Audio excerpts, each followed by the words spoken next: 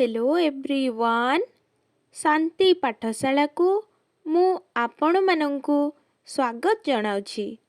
आजिकार एक नूतन वीडियो रे आमे आलोचना करिबा शीत ऋतु रचना। जदि एबे पर्यंत आपण चैनल को सब्सक्राइब करिनाहांती तेबे सर्वप्रथमे सब्सक्राइब करिनियंतु एवं पाखरे थिबा बेल आइकन टिको प्रेस कर दियंतु। चलंतु भिडियोटी आरंभ करिबा। उपक्रम हेमंत ऋतु को विदाय देई धरा पृष्ठ को अवतरण करे शीत काल। पौष मास ओ माघ मास को नेई शीत ऋतु गठित। एही ऋतुरे उत्तर दिगरु ठंडा पवन बही थाए। फलरे शीतर प्रकोप बढ़ी जाइथाए। ऋतु पर्याୟରେ एहार स्थान पंचम अटे। कवि मधुसूदन राउंक भाषारे शीतरे पौष माघ मास देहरे रख शीत बास।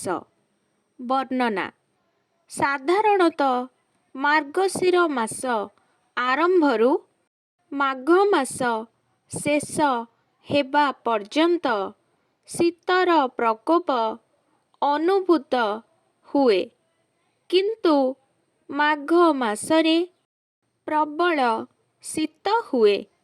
कथारे कुहंती माघ मासरे बाघ भली शीत। शीत ऋतुरे दिन अपेक्षा राति बड़ होइथाए। सकाळु सकाळु दुब घास उपरे शिशिर बिंदु पड़ी मुक्ता भली शोभा पाए। कुहुड़ी जोगु दूर आकाश धुआलिया देखा जाए। शीत सकाळरे गाँ दांडरे निया जाली जाड़ कष्टरू रक्षा पाइबार दृश्य अत्यंत मनोहर मने हुए। हाड़भंगा शीतकू खातिर न करी चषा पुओ दा धरी बाहरी पड़े तार सुना खेतकू धान काटिबा पाई। लोकमाने कमल रेजेई चादर ओ स्वेटर इत्यादि व्यवहार करती। गरम पोशाकर व्यवहार बढ़ी जाए। शीत ऋतुरे फसल शीत ऋतुरे विभिन्न प्रकारर पनीपरिबा मिले। मूला साग बंधाकोबी फूलकोबी मटर छुई बीन छुई बिलाती बाइगण पालंग कोशिला साग मेथी साग धनिया पत्र ओ सोरिष इत्यादि मिली थाए।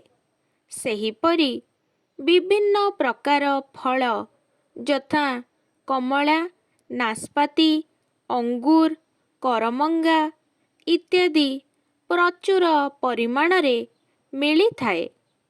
बाड़ी बगीचारे फुटी उठिथिबा गेंडू सेबती जिनिया तराट गंगशिउली अलसी एवं गोलाप आदि फूलर शोभा लोक मानंकु आनंद प्रदान करिथाए। पर्वपर्वाणी एही ऋतुरे धनु संक्रांति मकर संक्रांति अग्नि उत्सव सांब दशमी बकुल अमावास्या ओ सरस्वती पूजा इत्यादि पर्वपर्वाणी पालन करा जाए। उपकारिता एही ऋतुरे अनेक उपकार मिलिथाए। शीत ऋतुरे खरा देहकू खूब भल लागे। पनीपरिबा प्रचुर परिमाणरे मिलिबा सहित सस्ता होइथाए। ଧାନ ଅମଳ ହୁଏ। ରାତିରେ ଓ ସକାଳେ କୁହୁଡ଼ି ପଡ଼େ। ଚାରିଆଡ଼େ ଅନ୍ଧାର ପରି ଦେଖାଯାଏ। ଅପକାରିତା: ଶୀତ ଋତୁରେ କୁଣ୍ଡିଆ, କାଛୁ, ଥଣ୍ଡା, କାଶ, ଜ୍ୱର ଆଦି ରୋଗ ହୋଇଥାଏ। ଅତ୍ୟଧିକ ଥଣ୍ଡା ଯୋଗୁଁ ଅଧିକାଂଶ ଲୋକ ମୃତ୍ୟୁବରଣ କରନ୍ତି। ଦରିଦ୍ର ଲୋକମାନେ ଅଭାବ ଯୋଗୁଁ ଶୀତବସ୍ତ୍ର ନ ପାଇ କଷ୍ଟ ଅନୁଭବ କରନ୍ତି। ଶେଷ କଥା, ଶୀତ ଋତୁ ଆନନ୍ଦଦାୟକ। ପନିପରିବା ଠାରୁ ଫସଲ ଅମଳ ପର୍ଯ୍ୟନ୍ତ ସବୁଥିରେ ଲୋକମାନେ ଆଗ୍ରହର ସହିତ କାର୍ଯ୍ୟ କରନ୍ତି। ପରିଶ୍ରମ କରିବାକୁ କଷ୍ଟ ହୁଏ ନାହିଁ। ହର୍ଷ ଉଲ୍ଲାସର ସହିତ ଶୀତ ଋତୁ ଏ ଧରାପୃଷ୍ଠରୁ ବିଦାୟ ନେଇଥାଏ। ଏହାପରେ ଋତୁରାଜ ବସନ୍ତର ଆଗମନ ହୋଇଥାଏ। ଆଜିକାର ଭିଡ଼ିଓଟି ଆପଣଙ୍କୁ କିପରି ଲାଗିଛି କମେଣ୍ଟ ମାଧ୍ୟମରେ ନିଶ୍ଚୟ ଜଣାଇବେ ଏବଂ ଲାଇକ୍, ସେୟାର, ସବସ୍କ୍ରାଇବ୍ କରିବାକୁ ଜମାରୁ ଭୁଲିବେନି। ଧନ୍ୟବାଦ।